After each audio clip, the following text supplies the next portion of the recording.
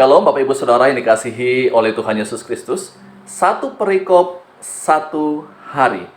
Pada kesempatan ini kita akan bersama-sama kembali lagi membaca firman Tuhan.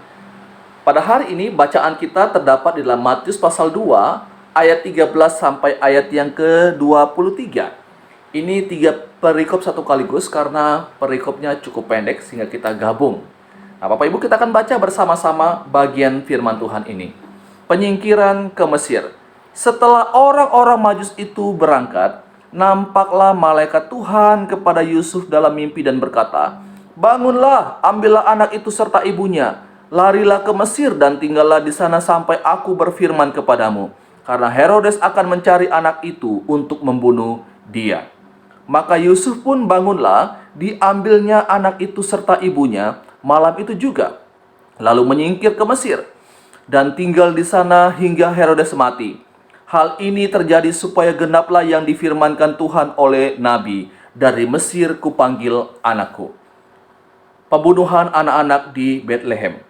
Ketika Herodes tahu bahwa ia telah diperdayakan oleh orang-orang Majus itu, ia sangat marah.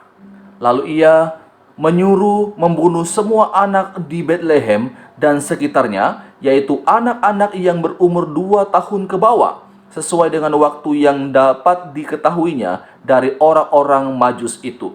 Dengan demikian genaplah firman yang disampaikan oleh Nabi Yeremia. Terdengarlah suara di Rama, tangis dan ratap yang amat sedih.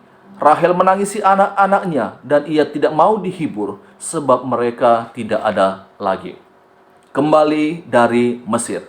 Setelah Herodes mati, nampaklah malaikat Tuhan kepada Yusuf dalam mimpi di Mesir, katanya, "Bangunlah, ambillah anak itu serta ibunya dan berangkatlah ke tanah Israel, karena mereka yang hendak membunuh anak itu sudah mati." Lalu Yusuf pun bangunlah, diambilnya anak itu serta ibunya dan pergi ke tanah Israel. Tetapi setelah didengarnya bahwa Arkelaus menjadi raja di Yudea menggantikan Herodes ayahnya, ia takut ke sana. Karena dinasihati dalam mimpi, pergilah Yusuf ke daerah Galilea. Setibanya di sana, ia pun tinggal di sebuah kota yang bernama Nazaret. Hal itu terjadi supaya genaplah firman yang disampaikan oleh nabi-nabi, bahwa ia akan disebut orang Nazaret.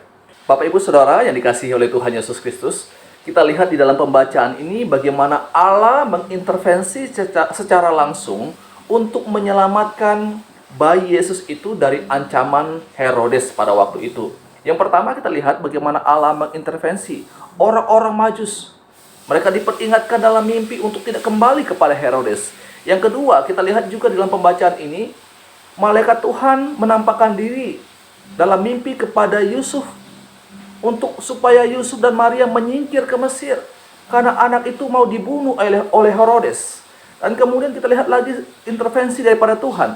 Ketika Herodes sudah mati, kembali lagi malaikat Tuhan menampakkan diri kepada Yusuf untuk kembali mereka ke tanah Israel karena Herodes telah mati. Nah, kita lihat di sini bagaimana campur tangan Allah di dalam karyanya untuk menyelamatkan manusia. Tetapi ada sisi lain yang saya dapati adalah dari sisi manusianya. Ada intervensi Allah untuk menjaga supaya bayi Yesus ini jangan terbunuh. Tetapi ada sisi manusianya adalah orang-orang yang Tuhan pakai ini, baik seperti orang-orang Majus dan juga bahkan Yusuf dan Maria, mereka taat ketika berita itu datang kepada mereka. Orang Majus taat, mereka tidak pergi lagi kepada Herodes. Yusuf dan Maria ketika disuruh menyingkir ke Mesir, mereka pergi. Nah, ketika Herodes sudah mati, disuruh kembali ke Israel, mereka juga pergi. Bapak Ibu Saudara, ini adalah satu hal yang luar biasa. Ada intervensi Allah, tetapi ada ketaatan manusia. Bagian kita adalah hidup taat kepada Tuhan. Bapak Ibu, kalau kita membaca di dalam kisah Alkitab, orang-orang yang Tuhan pakai itu adalah orang-orang yang mau taat kepada apa yang Tuhan perintahkan. Ketaatan kepada Tuhan itu kadang-kadang tidak selamanya menyenangkan dan kadang-kadang selalu menyakitkan. Kita lihat Yusuf dan Maria, Bapak Ibu. Tidak enak, mereka harus bolak-balik pergi ke Mesir, menyingkir. Nanti kalau sudah Herodes mati, mereka harus kembali lagi. Seperti mereka dipimpong-pimpong.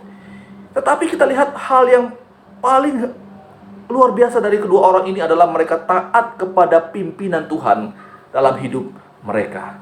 Bapak Ibu Saudara yang dikasihi oleh Tuhan Yesus Kristus, kita percaya bahwa dalam setiap situasi dalam kehidupan kita ada intervensi Tuhan di sana. Tuhan mengendalikan setiap keadaan dalam hidup kita. Tapi yang Tuhan mau dalam hidup saya dan saudara adalah bagaimana kita mentaati Dia dalam kehidupan kita setiap waktu. Ini renungan firman Tuhan untuk kita pada saat ini. Tuhan Yesus memberkati kita semua. Amin. Jiwaku,